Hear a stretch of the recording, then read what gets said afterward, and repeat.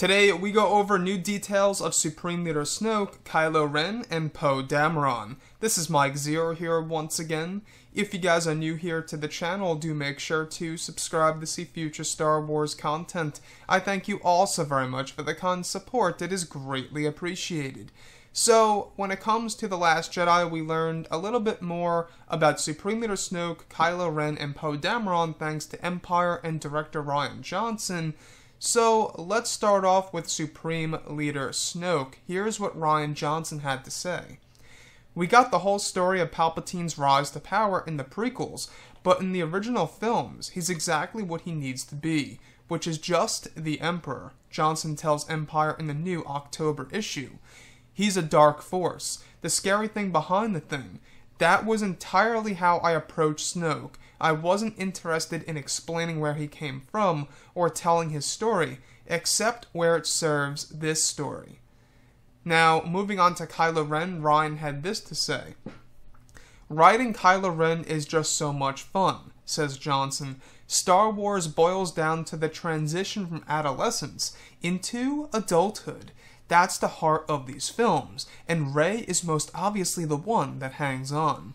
But it's also Kylo. In the originals, you project entirely onto Luke, while Vader is the scary other. He's the Minotaur. The fascinating thing about Kylo and Rey is, well, that they're two sides of something. We can all relate to Kylo, to that anger of being in the turmoil of adolescence and figuring out where he's going to be as a man, dealing with anger and wanting to separate from his family. He's not Vader, at least. He's not Vader yet. And that's something I really wanted to get into. Now moving on to Poe Dameron. Alright, this is pretty interesting stuff about his new X-Wing and how they modified it. So the X-Wing, according to Rian Johnson, been specifically modified by Resistance engineers with a temporary accelerator pod affixed to the aft section.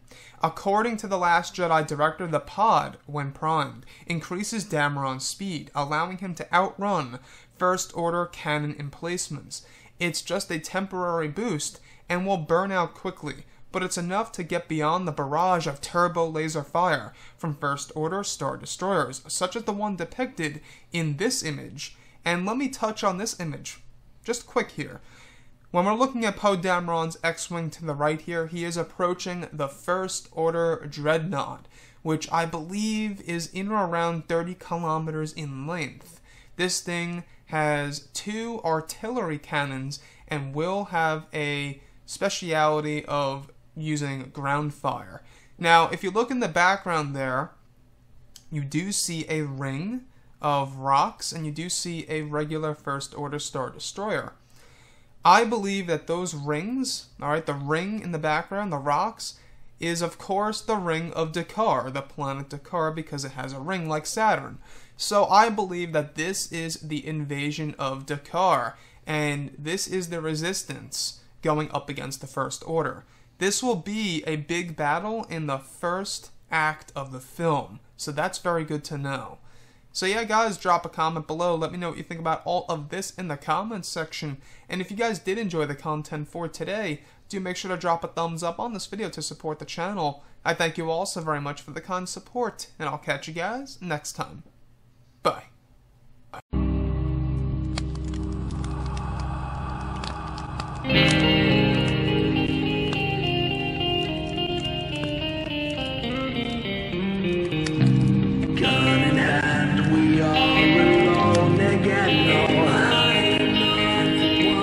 From night to moon we hear them moans again.